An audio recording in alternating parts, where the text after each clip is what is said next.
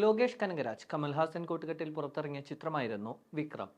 2022 റിലീസായ ചിത്രം ഇൻഡസ്ട്രി ഹിറ്റായി മാറുകയും ചെയ്തു. അനിരുദ്ധ് ഈണമിട്ട പാട്ടുകളെല്ലാം ചാർട്ട് ബസ്റ്ററായി മാറി. അതിൽ പലരുടെയും ശ്രദ്ധ ആകർഷിച്ച പാട്ടായിരുന്നു വേസ്റ്റഡ്. റാപ്പ് മോഡിലുള്ള ഇംഗ്ലീഷ് ഗാനം വിക്രം പോലൊരു ആക്ഷൻ ചിത്രത്തിൽ വ്യത്യസ്തമായ അനുഭവമായി മാറി. ലിറിക്സ് എഴുതിയ ആളുടെ പേരും അതിനോടൊപ്പം ചർച്ചയായി.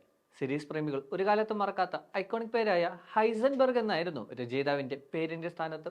ബ്രേക്കിംഗ് ബാഡ് എന്ന ക്ലാസിക് സീരീസിലെ നായക കഥാപാത്രം സ്വീകരിക്കുന്ന പേരാണ് ഹൈസൻബർഗ്. കോളേജ് അധ്യാപകനായ വാൾട്ടർ വൈറ്റ് മയക്കുമരുന്ന് കച്ചവടത്തിലേക്ക് തിരിയുമ്പോഴാണ് ഈ പേര് സ്വീകരിക്കുന്നത്. സീരീസിലെ ഐക്കോണിക് ഡയലോഗായ സേ മൈ നെയിം ഇന്നും രോമാഞ്ചമുണർത്തുന്നതാണ്.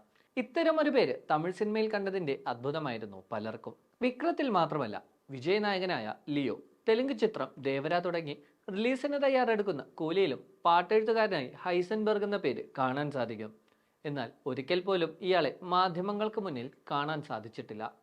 ലിയോയിലെ ordinary person, I am scared, ദേവരയിലെ റെഡ് സീ, കൂലിയിലെ mom star, I am the danger എന്നീ പാട്ടുകൾ പിറന്നത് ഹൈസൻബർഗിന്റെ തൂലികയിൽ നിന്നാണ്.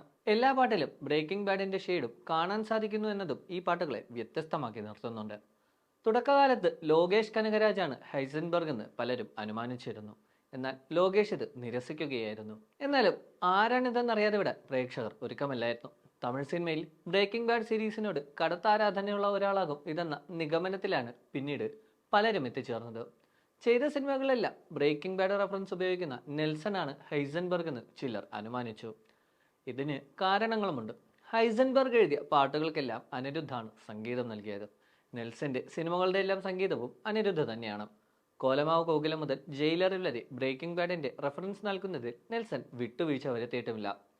എല്ലാത്തിലും ഉപരി ലോകേഷ് അടുത്തിടെ നൽകിയ അഭിമുഖത്തിൽ ഹൈസൻബർഗിനെ കുറിച്ച് വലിയൊരു സൂചനയും നൽകിയിട്ടുണ്ട്. വരമേൻ നിറം സികപ്പ് എന്ന ചിത്രത്തിലെ പ്രധാന കഥാപാത്രവും ഹൈസൻബർഗും തമ്മിൽ ബന്ധമുണ്ട് എന്നതായിരുന്നു ആ സൂചന. ചിത്രത്തിലെ പ്രധാന കഥാപാത്രത്തിന്റെ പേര് ദിലീപ് എന്നാണെന്നും നെൽസന്റെ മുഴുവൻ പേര് നെൽസൺ ദിലീപ് കുമാർ എന്നാണെന്നുമാണ് സോഷ്യൽ മീഡിയ കണ്ടുപിടിച്ചിരിക്കുന്നത്. ഹൈസൻബർഗ് ആരായാലും അയാൾ തമിഴ് സിനിമയിൽ ഉണ്ടാക്കിയ ഇമ്പാക്ട് ചെറുതല്ല. ഇപ്പോൾ പല സിനിമകളിലും ബ്രേക്കിംഗ് ബാഡ് റെഫറൻസ് ഉപയോഗിക്കാൻ തുടങ്ങിയിരിക്കുകയാണ്. LCUവിലെ അടുത്ത ചിത്രമായ ബെൻസിൽ നിവിൻ പോളിയുടെ കഥാപാത്രത്തിന്റെ പേര് തന്നെ വാൾട്ടർ എന്നാണ്. താരത്തിന്റെ ക്യാരക്ടർ അനൗൺസ്മെന്റ് വീഡിയോ വലിയ രീതിയിൽ ചർച്ചയായി മാറി. റിലീസ് ചെയ്ത് 12 വർഷം കഴിഞ്ഞിട്ടും ബ്രേക്കിംഗ് ബാഡ് സിനിമകളെ സ്വാധീനിക്കുമ്പോൾ ഹൈസൻബർഗിന്റെ ഡയലോഗ് തന്നെയാണ് സത്യം. I am not in danger, I am the danger.